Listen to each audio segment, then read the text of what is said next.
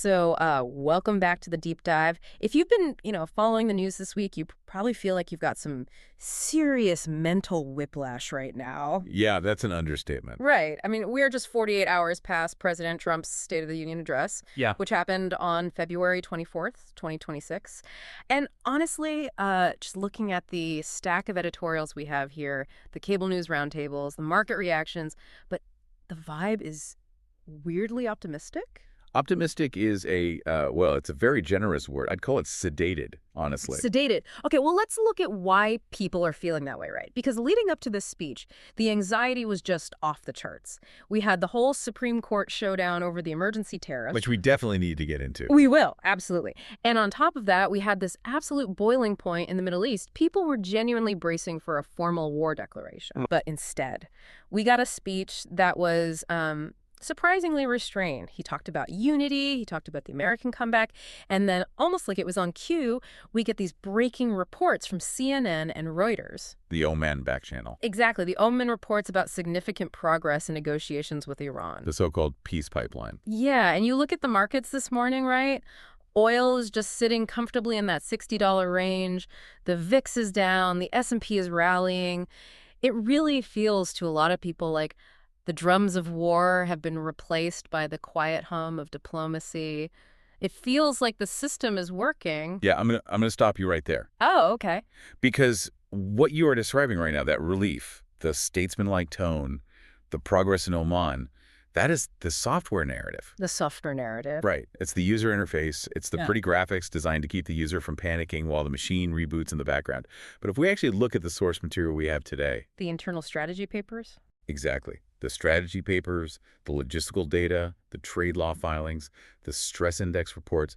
If we look at all of that, we see something completely different running in the background. Wait, so you think the diplomatic progress is fake? Like it's just a cover story? I think it's decompression noise. Decompression noise. That sounds like something I'd hear from an HVAC repair guy, not a geopolitical analyst. What does that actually mean here? Think about high-pressure engineering. Okay, or even high-performance computing. When you have a system running at absolute maximum load, say a massive server farm processing an AI model, sometimes it just goes silent. Right. The fans spin down for a second. To the casual user, it looks like the computer's idling. Maybe they could finish the job. But inside, the processor is clearing the cache. It's reallocating memory. What you're hearing is a latency buffer. A latency buffer. So you're saying the peace talks in Oman are just, they're a loading screen. They are a buffer, yeah. Yeah. Because stalling implies doing nothing. Yeah. But a latency buffer is extremely active. For Iran, it's time bought to move assets. Like hiding centrifuges in the mountains. Exactly. Dispersing leadership into bunkers. Moving launch vehicles.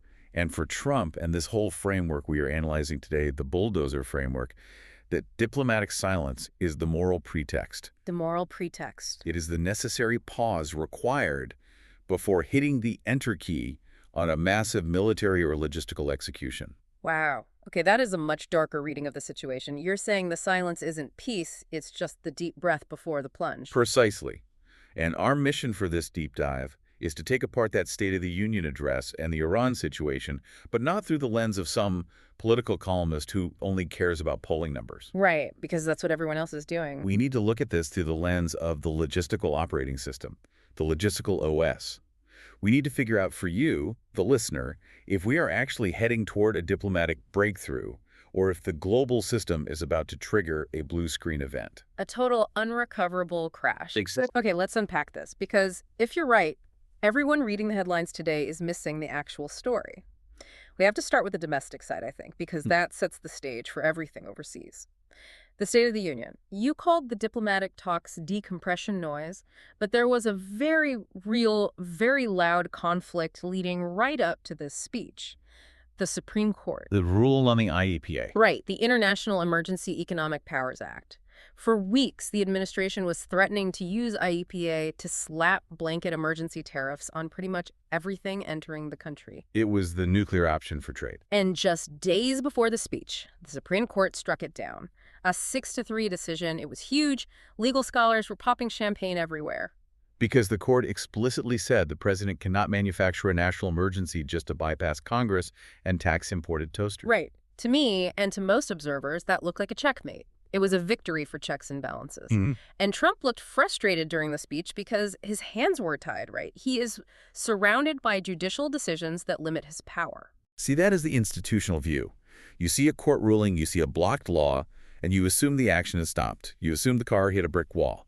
But if you look at the trade data and the executive filings for the morning after the speech, Trump didn't stop. He just shifted gears. What do you mean he shifted gears? The court literally said no to the emergency tariffs. They said no to the IEPA vehicle. Yeah. They said you can't drive this specific truck down this road because this road is reserved for actual wars and national catastrophes. So what did he do? He didn't turn the car around. He switched to Section 122. Section 122. The Section 122 of the Trade Act of 1974. Okay, I consider myself pretty well-versed in this stuff, but Section 122, that sounds like the deep cuts of trade law. Has that even been used in our lifetime? Not really, no. It's a dusty, rusty mechanism sitting in the basement of the U.S. Code. But it is brilliant in its cynicism. Look, IEPA requires a threat to national security. Which is a high bar. A very high bar. And the court said he didn't clear it. But Section 122, it allows the president to impose tariffs of up to 15%, specifically in cases of balance of payments emergencies. Balance of payments, you mean a trade deficit. Exactly. And here's the trick.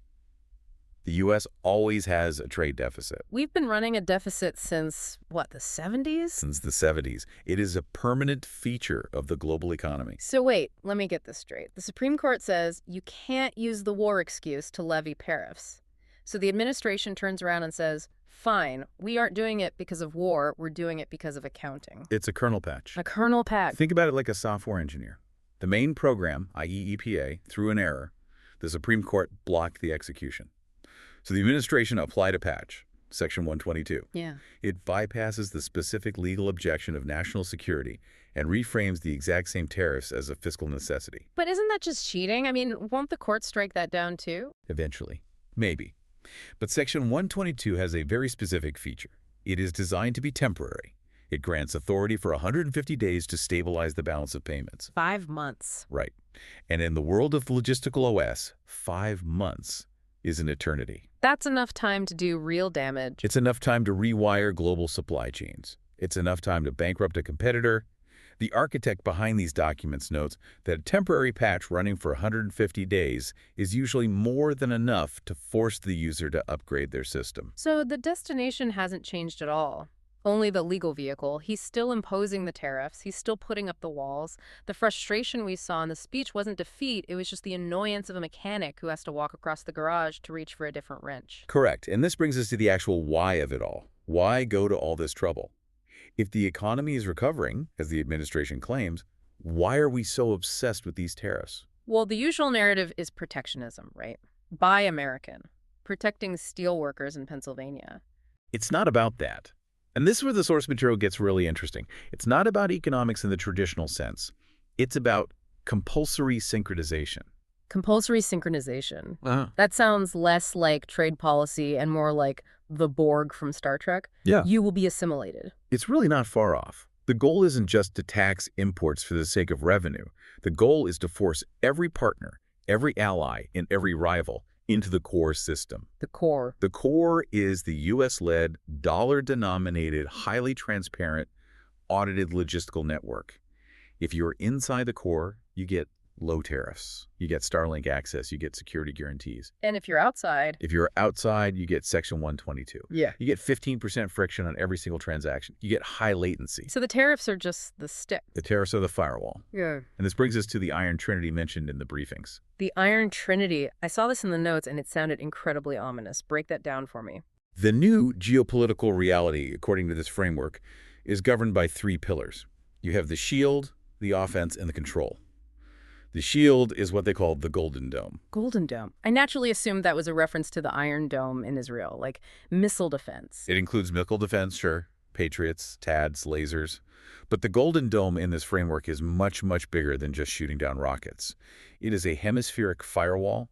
It includes the Starlink backbone, which, remember, by 2026 controls 80% of active satellites. Right.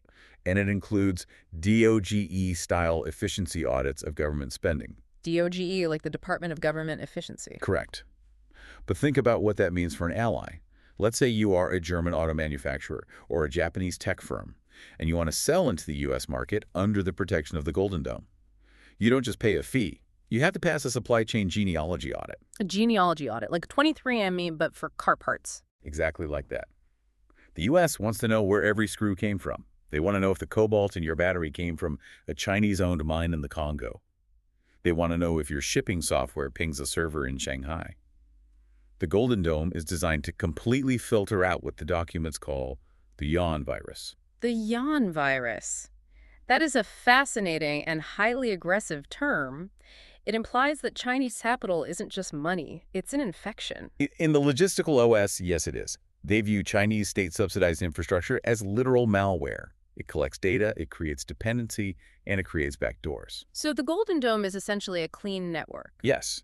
If you are inside the dome, you are protected from missiles, yes, but you are also protected from economic coercion by China. But the price of admission is total transparency. You have to open your books, you have to align your supply chains, you have to sync. Wow. So Section 122 isn't just a tax, it's a membership fee for anyone who refuses to join the club. It's a penalty for running incompatible software.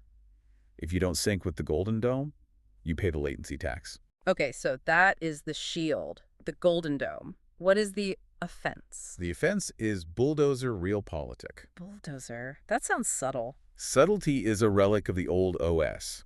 The definition here is brutal: infrastructure conquest. The bulldozer doesn't negotiate with a hostile regime.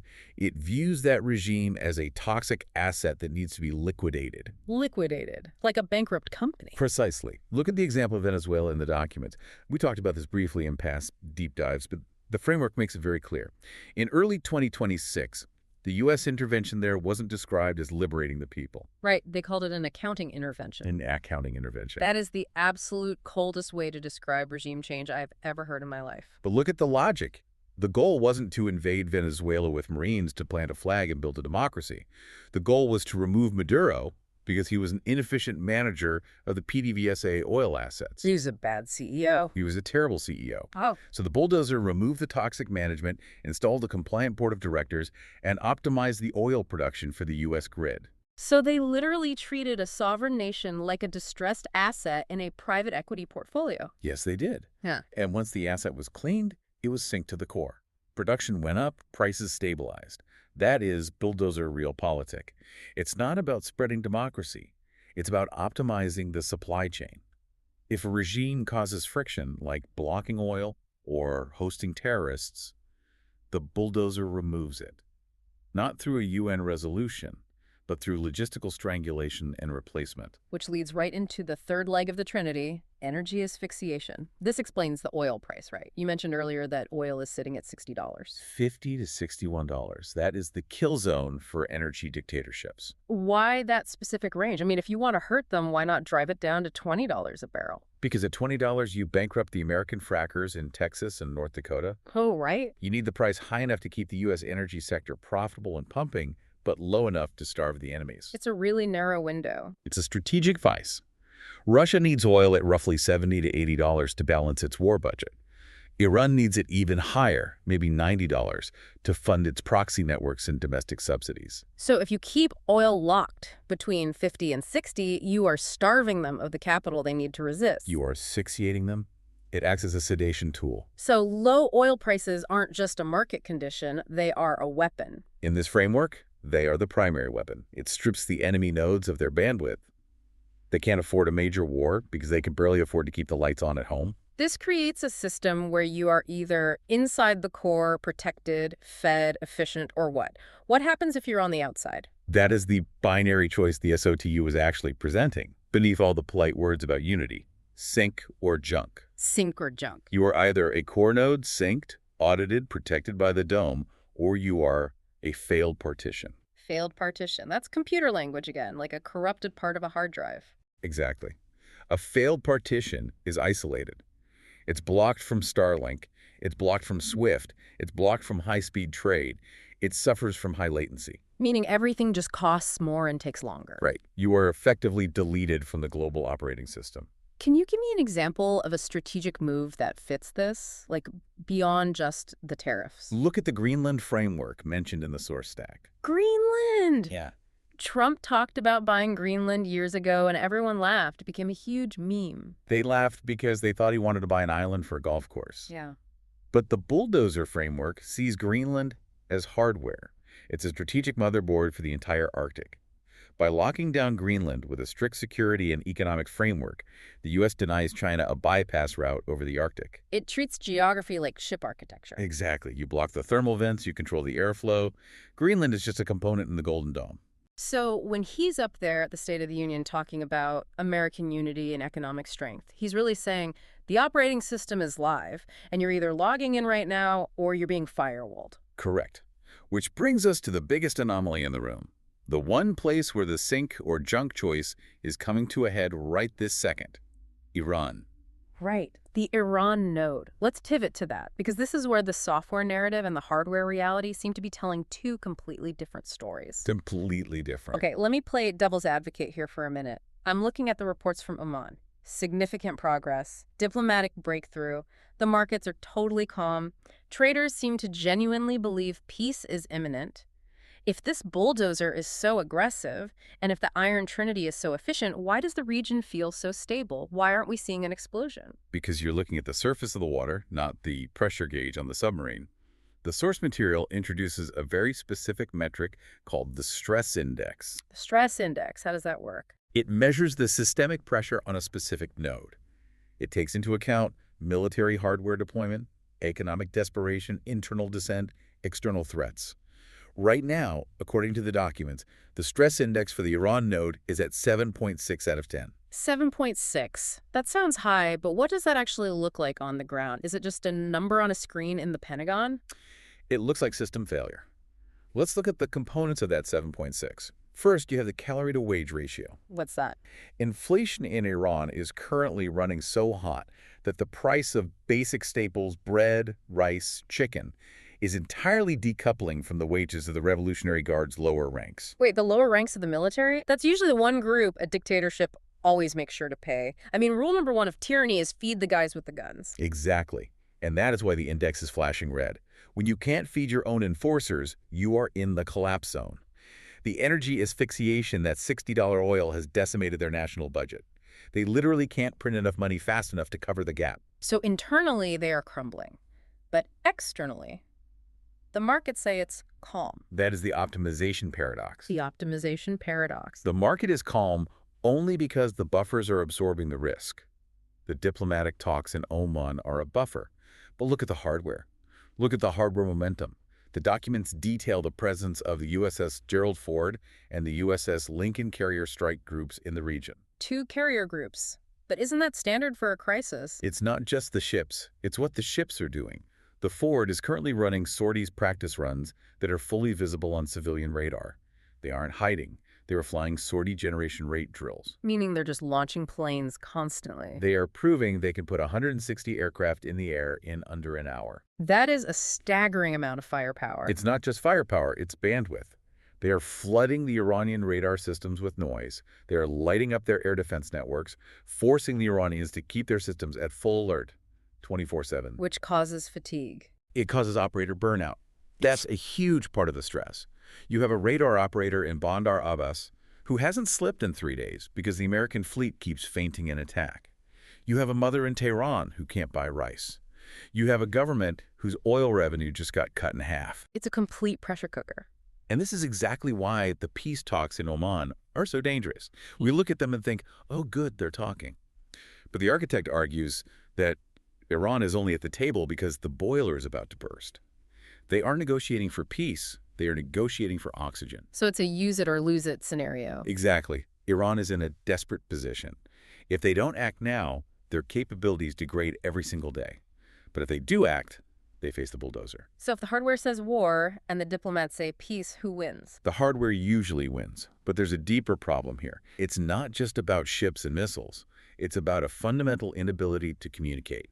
A protocol mismatch. Protocol mismatch. Think about it. You have 2 computers trying to talk to each other, but they're running completely different operating systems from different eras. Okay, I follow. You mentioned earlier that Trump has a preference for diplomacy, that he likes to make deals. Mm. He wrote The Art of the Deal. He wants a grand bargain. Sure, he wants the Nobel Prize. He wants to be the guy who solved the Middle East. That is the diplomatic hope. But let's look at the systemic reality. Iran's operating system is the slow OS. It's based on the Westphalian model of 1648. 1648, the Treaty of Westphalia. We're going back to the 30 Years' War. It's the foundational model of international relations. Sovereign states, complex treaties, borders that are sacred, negotiations that take years. The absolute obsession with saving face. Right. In the Westphalian system, you sit in a room, you drink tea, you talk about history, you acknowledge deep grievances. It is a system of nuance and gray areas. And Trump's OS. Trump and this entire Bulldozer framework runs on a fast OS. It runs on binary SLAs. SLAs, like service level agreements, like what I sign with my cloud hosting provider. Exactly. The Bulldozer doesn't care about your history. It doesn't care about your sacred borders or your grievances about the 1953 coup. It cares about uptime and auditability. It demands a binary outcome. Are you synced or are you not? Are you a threat or are you a client? So Iran comes to the table in Oman wanting to discuss historical legitimacy and regional rights. And the U.S. comes to the table saying, your latency is too high. Your proxy network is causing packet loss in the Red Sea. Delete the proxies or we delete the node. That's not a negotiation. That's an IT ticket. It's an ultimatum. And it creates a profoundly dangerous disconnect. The U.S. view of the Krink axis, China, Russia, Iran, North Korea, is that they aren't rivals to be debated. They are bugs in the code. Bugs! You don't negotiate with a software bug. You patch it. All right. You delete it. The goal with Iran, according to the architect, isn't peace in the traditional sense. It is functional annihilation. Functional annihilation. That sounds apocalyptic. It's technical. It doesn't necessarily mean dropping a nuclear bomb on Tehran. It means destroying the function of their proxy network. It means breaking the logistical chain that connects Iran to Hezbollah, to the Houthis, to Hamas. The goal is to break the Krink axis by deleting the Iran node's ability to transmit violence. And this is where the dark switch comes in. I saw that phrase in the notes, and it genuinely gave me chills. The dark switch. It is the ultimate capability of the logistical OS. Because the U.S. controls the financial rails through SWIFT, the data rails through Starlink and the internet backbone, and the energy rails via the $60 price lock. Yeah. The dark switch is the capability to cut off a nation's logistical oxygen instantly. So they literally flip a switch, and suddenly Iran's credit cards don't work, their internet goes dark, and they can't sell a single drop of oil. It's a total system blackout, a blue screen of death for a nation-state. That is the actual threat hanging over the table in Oman. The U.S. message is simple. Sign the SLA, sync with the core, stop the proxies. Yeah. Or we flip the dark switch. This is overwhelming. It makes international relations sound like a server farm management issue. But I have to push back here. I really have to push back on this. Please. You can treat economies like software. You can treat supply chains like hardware. You can audit a factory. But nations are made of people. Iran is 80 million people. The Middle East is full of history, religion, grievance, pride. Yes. Can you really treat nations like computer nodes? What about the human will? What about resentment? You can't just delete the anger of a population. And that right there is the ontology error. The ontology. Even the architect, with all his cold data and satellite maps, admits this is where the model fails. He calls it the SPF3. SPF3. Single point of failure type 3. The human bug. The human bug. The logistical OS is entirely designed for efficiency. It assumes that every human being is a rational economic actor. It assumes that everyone wants prosperity. Which makes sense on paper. On paper, yes. It assumes that if you offer people cheap iPhones, fast internet, and safety, they will submit to the system. They will choose sync because junk is miserable. But history is full of people choosing misery if it means keeping their pride. Exactly. Look at the Houthis in the Red Sea. Look at the Bab el-Mandeb Strait. The Houthis have been disrupting global shipping for years now. The U.S. bombs them, they fire right back. The logistical OS cannot understand the Houthis. The Houthis don't care about their GDP. They aren't trying to maximize their national credit rating. They aren't trying to get invited to Davos to talk about green energy. They are driven by ideology, by faith, by anger. They maximize damage. They accept pain, they live in caves, they chew khat, and they fire missiles at billion-dollar cargo ships because it gives them meaning. The logistical OS cannot map meaning. It cannot map resentment. It's the ghost in the machine. Precisely. The architect describes it as the non-optimizable human element that chooses pain over submission just to prove it is free. You can crush their infrastructure. You can starve their economy. You can flip the dark switch. But if a population values its own anger more than its comfort, The system crashes. So the bulldozer can flatten a building, but it can't flatten a belief. And that is the absolute danger of this moment. The U.S. thinks it is applying a software patch to Iran. Just sign here, stop the proxies, get rich. But if the Iran node is driven by the SPF3, by the human bug of pride and resistance, then the pressure won't lead to a neat diplomatic deal. It will lead to an explosion. And with the stress index at 7.6, that explosion could happen any minute. The system assumes rationality. History is usually made by the irrational. Wow. So where does that leave us? We've dismantled the SOTU. It's not just a speech, it's a declaration of a new operating system. Section 122 is the kernel patch to enforce it, the Iron Trinity is the hardware running it, and Iran is the glitch that might crash the whole thing. That's the summary. It feels like we are walking on a tightrope between a brutal new order and total chaos. The SOTU looks like politics, but it's actually engineering. The Oman talks look like peace, but they are just a latency buffer. And the system does not ask. It executes. So for you, the listener, what is the final calculation here? What should you be watching? Because you always say, don't watch the news. So what do we watch? Don't watch the headlines. Don't watch the press briefings. Watch the financial signal. Which one? Oil, the dollar. Watch the price of gold versus risk assets. Gold, the ultimate safe haven. If the diplomatic narrative is true, if peace is genuinely coming, gold should be dropping. People should be selling gold and buying stocks, betting on growth and stability, but right now, gold is hovering near record highs. What's the number? What is the specific line in the sand we should look for? 4,800. $4,800 an ounce. If gold does not drop below 4,800, it means the hardware market, the insiders, the central banks, the people who see the real stress index, they know a shock is inevitable. They know the peace talks are just a decompression noise. They are holding on to the life rafts. So if gold stays high, brace for impact. Exactly. Because the ultimatum of the bulldozer era is brutal, but it is incredibly simple. Synchronize or become junk. Synchronize or become junk. That is a truly chilling thought to end on. It basically says there is no neutral ground anymore. In a binary system, there is no 0.5. There's only 1 or 0.